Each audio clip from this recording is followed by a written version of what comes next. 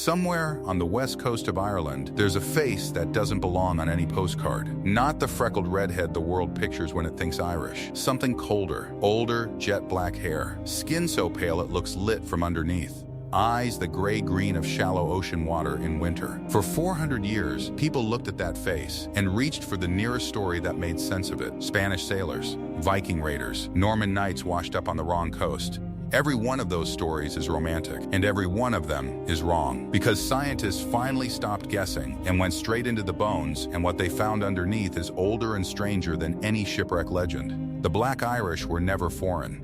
They may be the oldest surviving face on the entire island. And the 10 surnames tied to that bloodline are almost certainly ones you already know. Stick around, because number 1 on this list means something you were not expecting. If you're finding this helpful, hit subscribe. I cover stories like this, where science quietly rewrites the myths we grew up believing every single week. Now let's talk about what the data actually revealed. The first thing that has to go is the Armada story. In 1588, Spanish ships wrecked off the Irish coast, and legend says the handful of dark-haired sailors who survived and settled down are the reason for the Black Irish look. It's a gorgeous story. It's also genetically impossible. A few dozen shipwrecked men, scattered across one coastline, could never have shifted the genetic makeup of an entire nation. The Viking and Norman theories hold up slightly better, but even those fall apart geographically. Those settlements clustered in Dublin and the eastern port towns, not in Kerry, not in Cork, not in Galway, which is exactly where the Black Irish look is strongest to this day. So if it isn't sailors, and it isn't raiders, what is it? The real answer goes back roughly 4,000 years.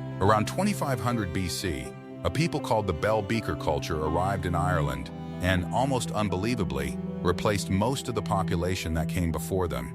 We know this because of the men buried on Rathlin Island from that period. They carried a Y chromosome marker called R1b. And remarkably, more than 65% of Irish men today still carry that exact same signature. These newcomers brought lighter skin and lighter eyes into the gene pool. But the older, darker genetics never actually left. They just went quiet. Out west, in the isolation of the Atlantic coastline, those ancient genes held their ground for millennia. That's the whole story, playing out inside a single gene called MC1R, the same gene that explains why one sibling in an Irish family can have hair like fire and the next has hair like midnight. The Black Irish face isn't an anomaly. It's what happens when 4,000-year-old genetics simply refuse to lose. And here's where it gets personal, because these bloodlines didn't just vanish into history. They travel forward under surnames, names people still carry today, without ever knowing what they're holding on to. Let's start counting down. At number 10, Gallagher, a Donegal name, from Ogal a Cur, rooted deep in Ireland's remote northwest, one of the regions most closely tied to unbroken ancient ancestry, because it sat almost entirely outside the reach of Viking and Norman settlement. If your Gallaghers trace back to that Atlantic corner, your line runs deep. At number 9, O'Donnell, the great ruling dynasty that governed Donegal for centuries. Same Western geography, same isolation, same Bronze Age continuity as the Gallaghers. A name that once ruled over the oldest genetic ground left on the island. At number 8, Ryan O'Rian, one of the most common names in Munster, clustered heavily around Tipperary. No Norse blood in it, no Norman blood in it, pure Old Gaelic, sitting right in the middle of the province where the Western genetic clusters run strongest. At number 7, Murphy, the single most common surname in all of Ireland. O'Muircheartaigh, descendant of the sea warrior. It's everywhere now, but its roots trace back through Munster, straight into the kind of ancient seafaring lineage the DNA keeps circling back to along Ireland's Atlantic edge. If your surname is Murphy, the odds you're carrying that ancient R1b signature are genuinely high. At number 6, Kelly O'Kelly, one of the oldest recorded surnames anywhere in Europe, tied to the kings of Emania in Connacht. Kelly is common today for the simple reason that it was already there at the very beginning.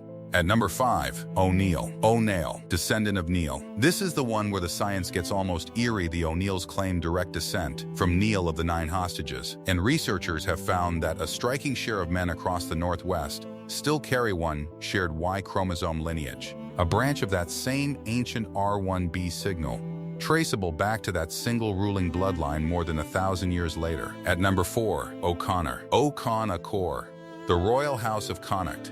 the province that gave Ireland its final two high kings, stone walls, Atlantic cliffs, and the tightest genetic continuity with ancient Ireland anywhere on the island. At number 3, O'Brien. And the Brian in the name is Brian Bow Rue himself, the High King who broke the Viking grip at Clontarf in 1014. The O'Briens ruled Thomond, in Clare, deep on the western seaboard, right in the region the invaders barely touched. At number 2, McCarthy, the kings of Desmond, rulers of Cork and Kerry, the exact southwestern heartland, where the Black Irish face shows up most consistently.